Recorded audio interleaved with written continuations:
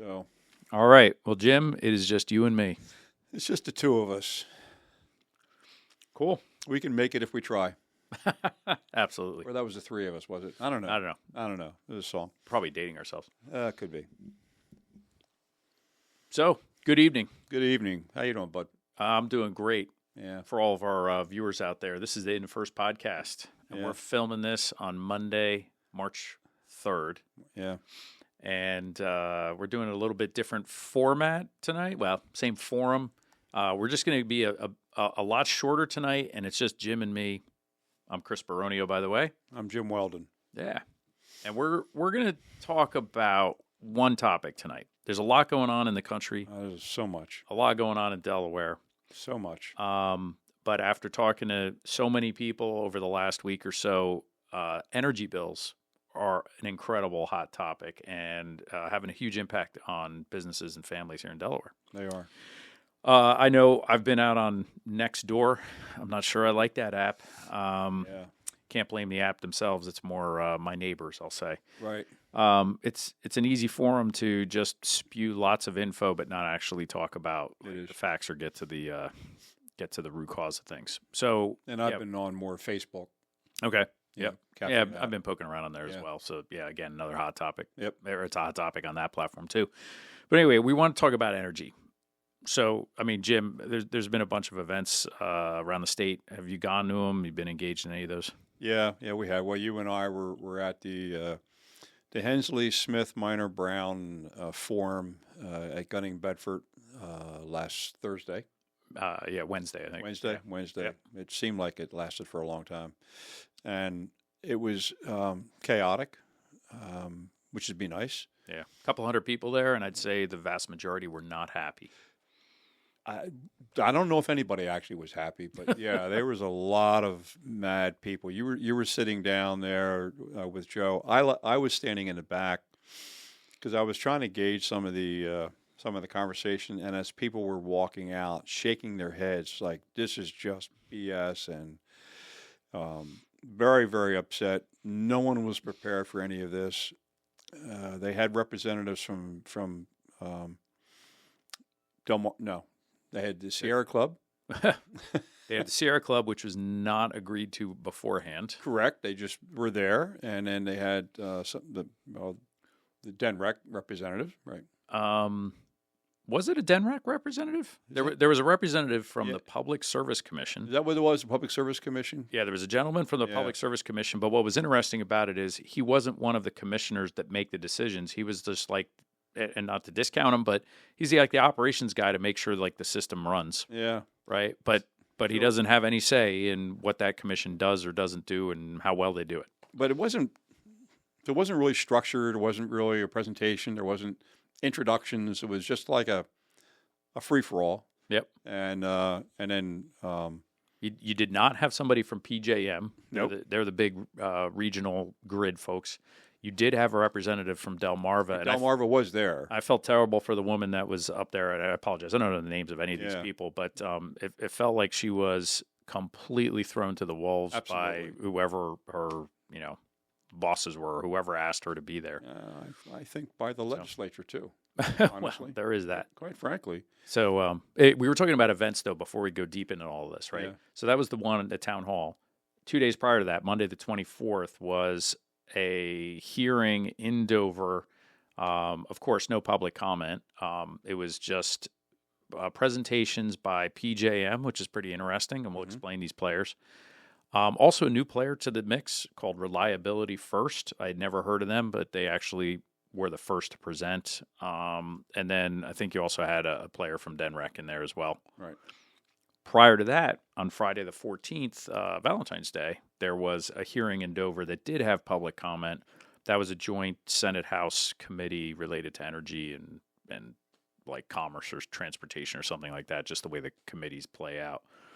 And they were asking for input from Delmarva about the bills. Yeah. And so it's just interesting to see these different things, these different events play out and the messaging that's coming out of them. A friend of mine equated Delmarva's presentation to like a hostage presentation, like I'm going to put a gun to your head, right. and we are treating you correctly right. And Delmarva is like, there are no problems here. We are not under any pressure. Yeah, they were asked, is green energy or Delaware, that was right, are Delaware regulations or laws causing any of these? And I believe Delmarva's answer was basically, that is not part of the narrative Which we're saying. Not true at all. It's not part of the narrative that Delmarva is publishing. Oh, not part of that narrative, yes. The reality is, which could be my opinion and maybe yours, is that it is. Absolutely. And there are, a lot of hot issues. Fortuitously, we had Dave Stevenson on.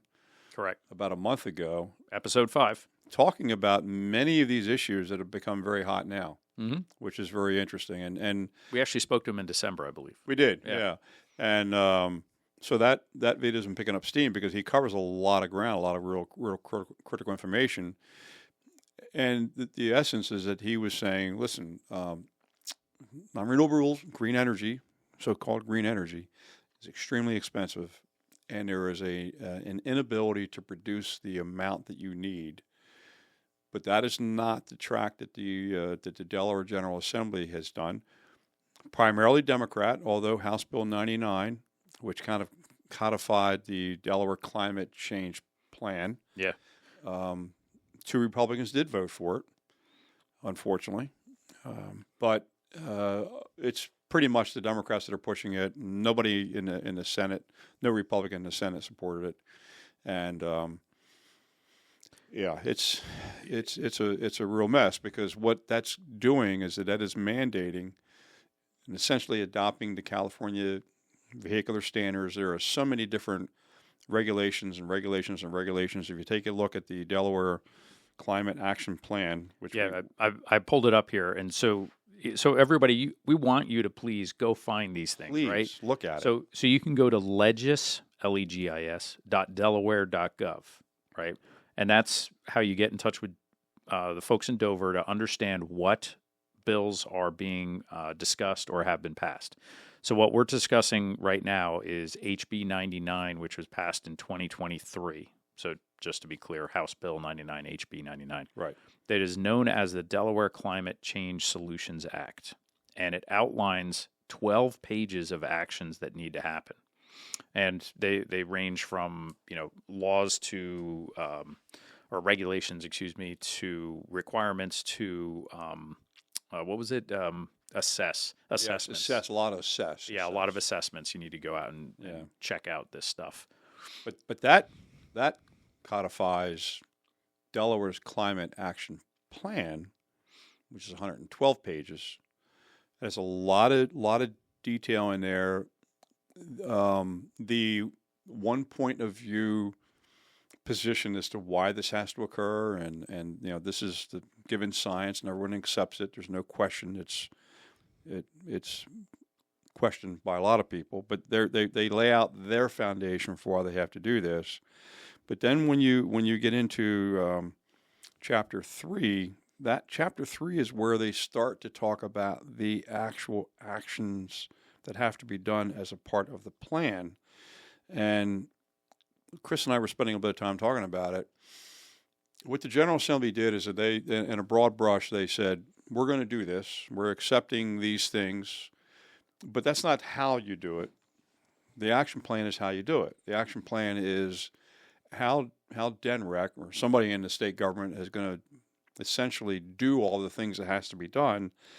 And if anybody is interested and wants to volunteer some time, because we're all pretty busy, I would love for somebody to sit down and go into Chapter 3 and start taking every single time you'll see action, write down what that action is and what is supposed to be done, what is supposed to be accomplished, because there is a lot of actions in there. And who's overseeing that? Who sits representing us to say, I know this says that there's an action that has to be done. Why did you decide that action? That interpretation is completely up to DENREC. They're completely up to government bureaucrats to make an interpretation as to what this action is. And that's the problem, and that's the rub. And part of getting back to the bill, or to the electric bills, is that there's a requirement that a percentage of all of the energy that is used in Delaware has to be so-called green energy. Correct. So, yeah, there's a lot here that, like, we're trying to do this in a way that helps explain this to folks so they become better educated and hopefully more informed, so that they can, contact the right people to influence them, so that they can go to the polling or the voting booths and, maybe make the same decision and do it better informed, maybe make a different decision. So, this is just one example. And again, we're trying to lay this out there, I'll say, in a nonpartisan way, right? This bill is just one, HB 99, and there are numerous bills if you go back and you look over time. So, for example, right now in Dover, they're discussing, I think, about another 8 to 10 bills, all related to energy. Yeah. And that's just now, like in the last week or so, right? And they discuss hundreds of bills during a legislative session, and now we're going back 2 years, right, to 2023 for this HB 99. So there's all kinds of bills in here, right? And we're not going to pretend that like we know all of them. We'll also say not every one of them has this kind of impact and all that, right? But there's all these bills. You need to go understand them. Just using this as an example, that bill is 12 pages long. That then codifies or turns into, would you say, a 112-page public-facing document, which is coming out of our government in Dover, the people that work for us and the people that we're paying with our tax money. And that they're creating an infrastructure and a bureaucracy to do stuff for our state that then impacts homeowners and businesses and the investability, of things in Delaware. It impacts the power operators. Like, let's come back to this. Or it impacts car companies. I think it's kind of funny. Like, Tesla is you could argue the world's leading electric car manufacturer, and for the longest time they weren't even allowed to sell cars here. Yeah, right. But yet, we had to be like so pro electric vehicle. Yet we'd lock out, the number one maker of them, which reduces choice and availability for consumers. And then the other aspect of this, part of all this legislation, is the regional Greenhouse Gas Initiative. RGGI, which you will hear slangily called Reggie. So maybe we should take a step back and explain the players in this, right?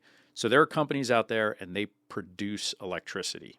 They have plants that make electricity, whether they are nuclear power plants, they are natural gas, they are coal-fired, there's some hydroelectric, not in Delaware, obviously, but you can go over to Conowingo in Cecil County, Maryland.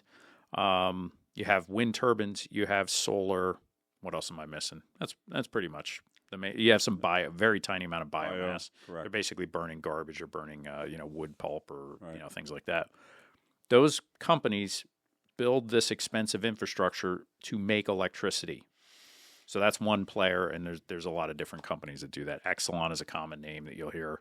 NRG is another one. Mm-hmm. That power needs to move around in huge quantities through, I'll say, high tension lines, big transmission lines, and that part of the grid is run by an organization called PJM. Technically, it stands for Pennsylvania, Jersey, Maryland. That's where the grid started, but it now covers about 13 states, all the way from, I think it's New Jersey, maybe even a bit of New York, all the way west into like Ohio, maybe even Indiana. So they move the electrons around in a big way, and then you go from there and you distribute it down into businesses and homes, and that's various ways in Delaware. Delmarva Power, which is technically short for Delmarva Power and Light, DP&L. They're probably the big one. They have something like 400,000 customers or something in the state. But you also have DMIC, the Delaware Municipal Electric Authority. They handle 7 different towns across Delaware. Mm-hmm. You have some co-ops, right? Things like that. So that last mile, I'll call it, of getting electrons to your house or your business, that's done through these other local entities. And depending on who they are, Delaware Power and Light, Delmarva, they do not produce energy. They just buy it and then resell it. Buy it, move it, resell it. Other ones like DMIC actually produce some of their own energy, or Newark produces some of their own energy, stuff like that. Yeah. So you got all these players in this, right? And you'll hear discussions about how solar and wind is now cheaper or cost competitive alternative to things like natural gas plants and coal-fired power plants and nuclear power plants and all that. And on the surface, I guess you could argue, yeah, it is. Artificially. But yeah, that's the thing. Very artificially. It's artificially. And so, again, I want you to go look at this on your own. You can go find Reggie, go Google it, go see how it works. And basically, this is the deal, is a whole bunch of states have gotten together, and they put requirements on how the power is generated. So it's like, I don't just want an electron. I don't want an electron that came out of a coal-fired plant or a natural gas plant. I want an electron that came out of a solar panel or out of a wind turbine, or, in minimal cases, I guess, hydroelectric. But again, in our area, there's not a lot of that. So what they do is they say, well, you can produce an electron coming out of a natural gas or coal-fired plant, but we are going to charge you an extra fee for carbon emissions that are related to burning natural gas or burning coal. And that then artificially pushes up the price of electricity coming out of a coal-fired plant. Or natural gas. Or natural gas plant. Correct. And so, to bring that to Delaware numbers, and you can find this, right? It's available, is even testified into Dover. Right. Is you look at how much carbon was, I don't know the right term, mitigated in Delaware, and you look at how much money was paid into Reggie, it ends up being something like $3,000. I'm using rough numbers here, but $3,000 a ton of carbon, which equates to about a megawatt of power. So then the home prices for a megawatt of power is going to go up by about $3,000. More than it needs to. If you got rid of Reggie, you would get rid of that carbon tax, and it would be $1,000 or $3,000 cheaper for a megawatt of power coming out of a coal-fired plant or a natural gas plant. So why is that important? So, well, I'll tell you why it's important. Chris, very, very eloquently, very diplomatically talked about that. I'm not going to be. That's fine. Little yin and yang here. Yeah, a little yin and yang. Yeah, kind of like that. So the reason being is that they want to change your behavior, my position, by forcing you to want to get to the so-called green energy. And the only way you can do that, because it's so expensive, is to make the other energy production more expensive than it really is, as a penalty because of carbon. And that's essentially what they're doing. And so their assessment tax, whatever you want to call it, they're taking what is a relatively very inexpensive energy. Gas is, coal is very much cheaper, but gas is fairly inexpensive. They're tacking on additional prices as a penalty for the carbon. And so therefore it artificially inflates that price, makes it closer to solar, and makes it closer to wind. And so you can say, well, see, it's not that bad. And look, there's no carbon there. So it's really worth the extra money to do that. And what they do with that slush fund. Yep. We'll get to that. Yeah. It's a slush fund that they now have the power to start to disperse in different ways to continue to promote the green energy. Now that's my take. That's my conspiracy theory on it. But there you go. It's they are clearly artificially inflating the price of conventional heating sources based upon a theory on the assessment of the ill of carbon. Now, some people will tell you carbon's actually pretty important. It's really not about, how much of us are we made of carbon? There's quite a bit. Quite a bit. My biology teacher would probably be disappointed. Yeah, I can't spit that number out. You didn't remember that. Yeah, somebody at the Naval Academy is not going to be happy with you. Yeah. So, or even high school. Yeah, or even high school. But yeah, so they have determined that there's this carbon, and I think all that carbon aspect is a great way for a lot of people to make a lot of money. It's a great way of punishing the traditional fuel sources. And it's a great way of creating a slush fund that the government can now use to continue to push what they're trying to drive, which is not efficient and not effective. And that's why your utility bills are not only are they high, they will continue to go up and up and up. And we will continue to struggle to provide enough energy that would meet the needs of our economy. One thing that Dave Stevenson said, which I thought was very interesting, as they were pushing the wind turbine. The wind turbines are clearly probably the most expensive and the least efficient because they only tend to work when it's windy, if you might have noticed that. Very, very expensive to do. One wind turbine would produce enough energy to heat for one home in Delaware. One turbine for any year, about enough energy for one home. I got to dig into that. Yeah, he said it. It seemed interesting. Yeah, I think it's per like spin or per hour or something like that. I think he said one. I mean, I misunderstood him. But, yeah, that's right. Fact check us. Yeah, fact check it. But I think to pull some of these numbers together, tie it to electric bill, and tie it to some of the other discussion that was going on recently is our homegrown Indian River generating station, IRGS, right? Indian River Power Plant. Full disclosure, it is a coal-fired plant. It is. That's the last one that's there. There were 4 units. 3 have been shut down. There's only one. I'm not going to go into the backstory. Go look at Wikipedia. Take some of the bias off of it. It gives you more or less the basic facts. And it is an old plant. It is. Yeah. However, it is one of the most clean-burning, if not the most clean-burning coal plant plants. in the entire United States. Correct. Because it has had hundreds of millions of dollars of upgrades to it. It has. But to make this an even finer point, this thing just shut down last Sunday or last Monday. And at a time where people's power bills are going up. Why are they going up? Delmarva says it's because of usage. And on the surface, that's true. You use more power, your bill's going to be higher. Everybody knows that, right? Okay, not going to debate that point.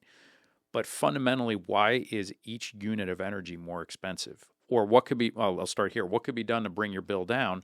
Produce more energy, right? When you have more supply for a given demand, the price goes down.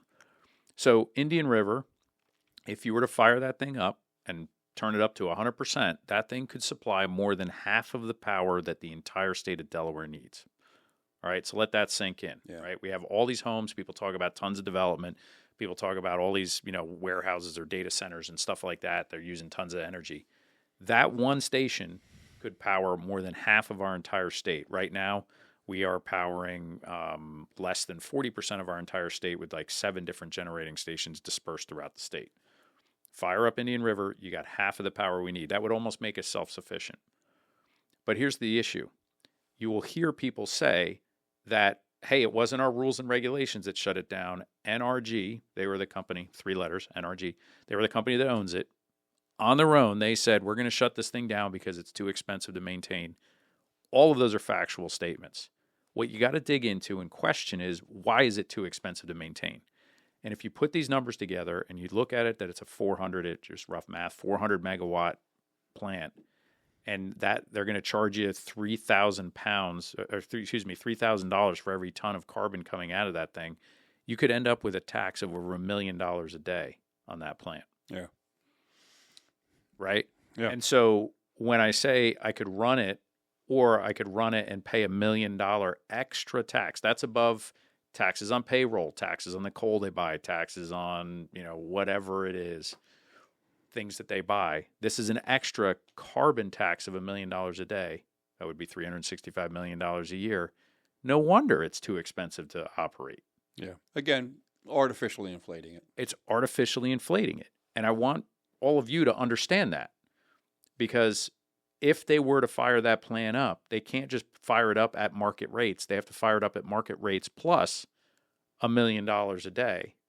And who's going to pay that? You are. I am. All of us. Businesses are. It makes it harder to live in Delaware because of things like HB 99. And there is no denying it. There's no way to get around it. That is a fundamental truth. And it's nonpartisan and not debatable. It is what it is. So the alternative to that is, well, we'll build more solar panels. Okay, great. I'm not against solar panels. Throw them on your roof. Throw them on the roof of every big box store, right? We'll put up wind turbines. Well, it's like the wind turbines aren't efficient or cost effective unless we artificially jack up every other source. So I'm going to make every other source really expensive so that my kind of expensive source looks cheaper in comparison. Hope you guys all follow that. That's one. The second issue is the wind turbines do pretty good in spring and fall. That's when there's a lot more wind available. And the wind is of a more usable speed. We don't want huge gusts. What you want is a nice, regular, constant kind of stream. Go look at your power bills. When do you use the most power? Winter and summer. Guaranteed. It's like a pattern everywhere. Absolutely. So our wind turbines can be most effective when we don't need power. And then the next thing would be, well, you got to store the power. The way you would do that is through batteries. Problem is the batteries aren't going to store it, from when you make power in October, and we're going to store 3 months worth of power so that we have it in December, January, February. It just doesn't work that way unless we want to invest tens of billions of dollars in batteries. Like we're talking Amazon warehouse size batteries. So this is where we are in Delaware. You want to solve your power bill and bring it down? Pull back on Reggie. It's easy. I'm sorry, I go off on this, Jim, because it's like so blatantly obvious. I'm an engineer by background. It is. And it's so obvious and so clear, but yet we want to like politicize it and we want to like spin it and hope that people just aren't educated enough to understand these issues. Yeah, and you'll be happy to know that there are a number of pieces of legislation from Democrats that are going to try to provide you some relief from their mandate. Yeah, and so I was going to say, you touched on this idea that Reggie becomes a piggy bank.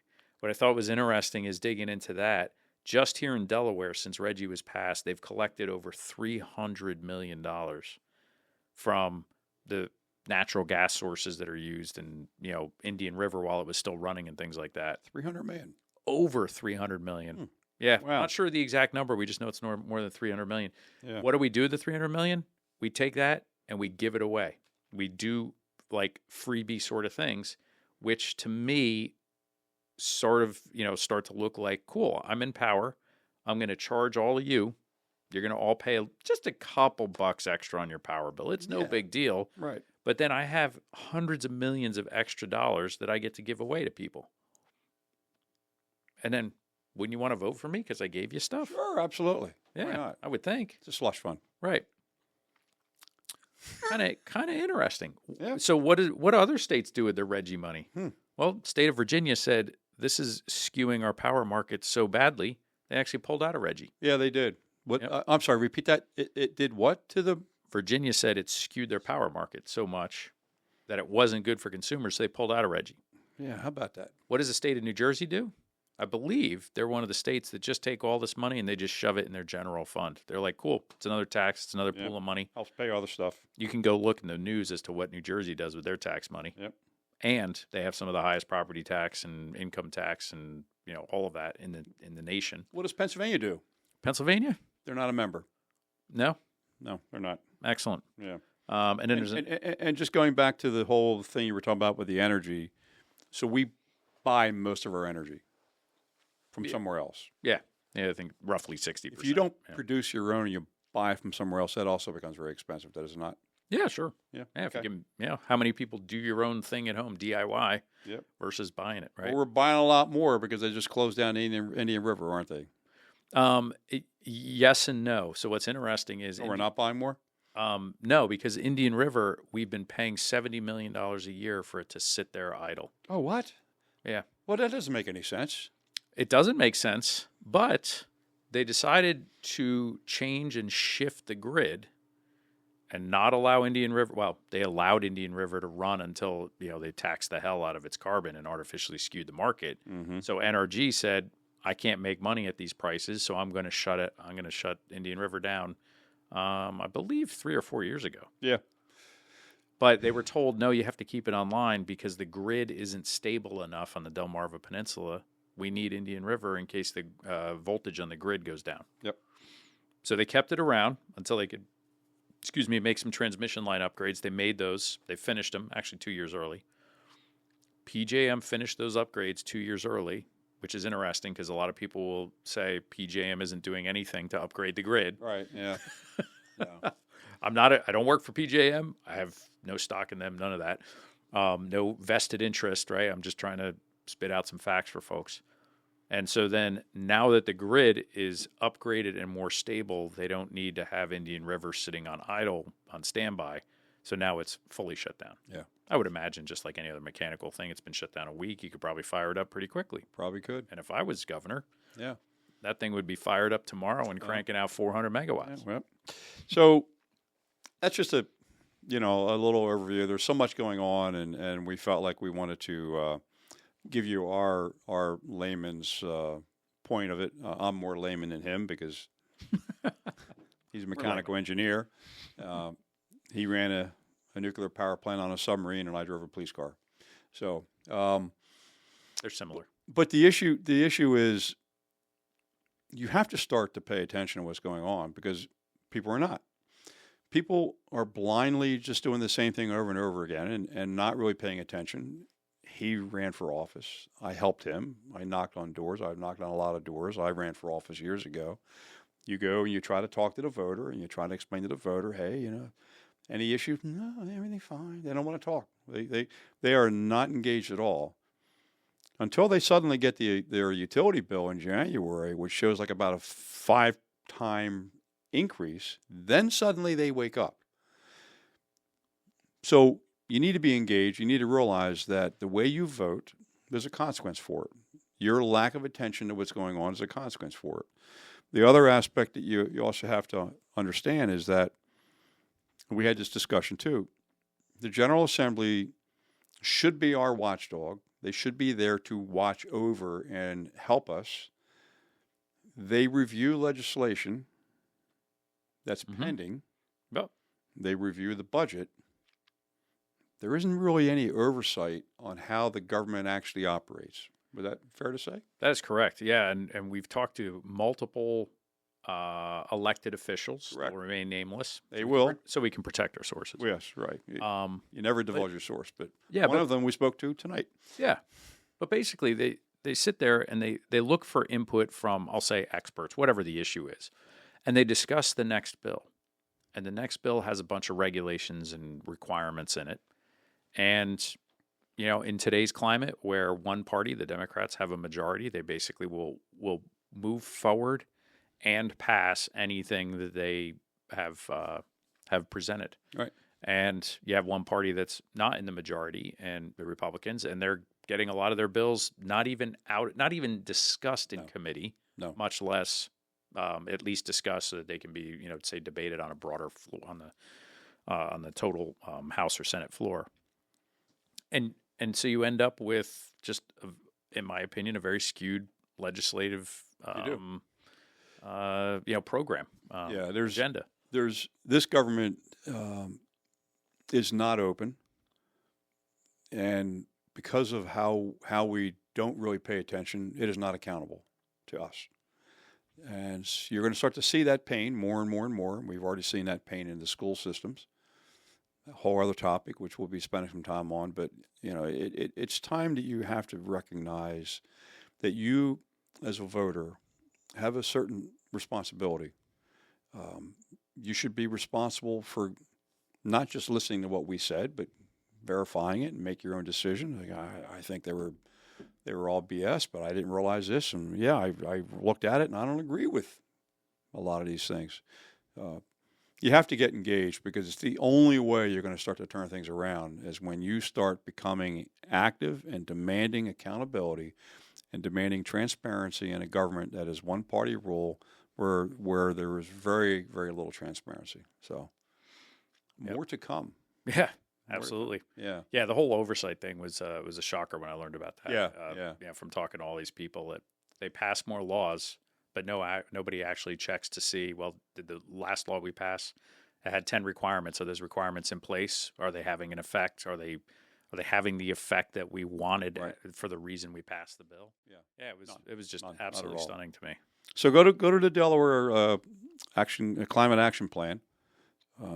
Please go to just go to chapter 3. Check it out and start looking at all of the action, all of these things. And some of this is, by the way, due 2025. How are they doing that?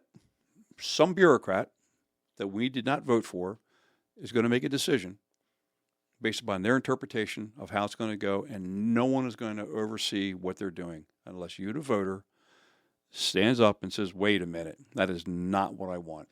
And that, to be clear, has nothing to do with party, right? No. That is, we are voting for people who pass a law and hand it off to people that weren't voted for, and they do stuff, and we have no oversight on that. That is the way the Delaware government runs. Yep. And I welcome, please, transparency. We welcome anybody that wants to come on and educate us differently. We want to learn about this. Maybe we're missing something. Correct. But we have yet to find anybody that can give us an example of that oversight here in Delaware. Yep. So anyway, that's like we just want to get some things off our chest. And Yeah. there's a number of guests that will be coming up. They're going to hit on some of these issues and the education. We really haven't hit the education that much, but this the power issue is a huge issue. Oversight's a power issue. Overregulation is a power issue, and so yeah. And I would say the last thing, Jim, as we end this, you can be passionate about green energy. You can be passionate about fossil fuel energy. You can be passionate about whatever you want, the environment. Maybe we're all going to drown because the sea level's rising. I think to bring it home for me is when I sat in that session last Wednesday night with Representative Hensley, Representative Speaker of the House Minor Brown, and Representative Smith, Mike Smith, because I think there's two, just to be clear. There were so many people in that room that I heard saying, if this happens again, if I get another bill like this, bills that went from $150, $200 to like $800 or $1,000, one woman was like $1,300. They said, if I get another bill like this, I have to sell my house. I have no savings anymore. I won't be able to afford my mortgage, and I have to, be able to put food on the table for my kids. what Dave's And that to me is absolutely stunning when you could basically flip a switch down there and solve this problem. it is. But gosh darn it, we're not going to do We're it. not going to do it for a. And I won't even go that far. But anyway, Dave Stevenson had mentioned before the January bills came out. This is our discussion in December. January power bills. January power bills. Dave Stevenson said about a third of Delawareans struggle to be able to pay their utility bill. That was before this happened. About a third. So yeah, it's a serious issue. And yeah, people are pretty fired up about their property tax reassessments too, which is going to be another one of those issues. We're not going to touch that tonight. No, that's a big issue. Get into school funding, which we'll touch on there. Yep. But yeah, we have a lot of our neighbors that couldn't pay their power bills, struggled to pay their power bills, just normal. And when you start to dig into this and you start to look at the regulations, you start to see how they've been impacting us over years. So, steady drip, steady increases that people didn't really notice. And then now you get an extra cold month, so you use twice as much. Bam, it really hits you. It's tough. These are going to be our neighbors losing their homes. It is. Sure, Delmarva can, not do, I think it's cool that they're saying they're not going to, shut off energy or, foreclose or whatever the terms are that they're using. They're going to put a moratorium on that for a few months. Yep. That's great. It doesn't solve the problem. It doesn't. So, listen, if you like what we're talking about, if you're on YouTube, which is where we go on Rumble, YouTube, we push this out. You can hit that like button. That's great. That lets people know, hey, this is pretty good. Subscribe. Hit the subscribe button. It's real simple, and that way, whenever we put out a new video, you don't have to search for it. You'll see a little red thing that tells you, hey, I've subscribed to this, and it looks like they came out with a new video. And then obviously share it. Probably the major reason we decided to do this is that there really lacks an adequate forum to spend time talking about issues and really have an opportunity to get into some of the detail other than a 30-second clip, which doesn't really tell you a whole lot. So pass this on, because we need to become more educated. We need to become more aware. This is our point of view. You may disagree with it. That's fine. As Chris said, anybody that wants to come in and provide a counterpoint of view, I think you guys are wrong. Love for you to come on and present your viewpoint.